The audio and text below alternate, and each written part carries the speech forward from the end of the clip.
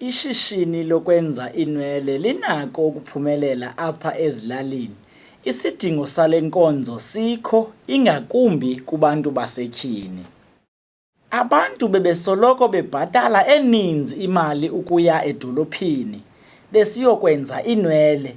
Ukuba unika le nkonzo ezilalini, unganeshishini eliqhuba kakuhle. Ukuqalisa ishishini lonwele yithi sikuxelele izinto ezingundoqo omele uziqaphele phambi kokuba uzimanye nokuqalisa olu shishino.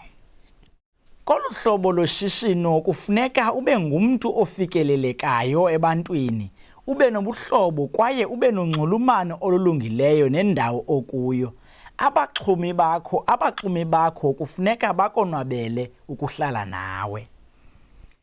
Okokuqala, kufuneka indawo ekhuselekileyo yeshishini lakho. Kufuneka ibe yindawo evulekileyo,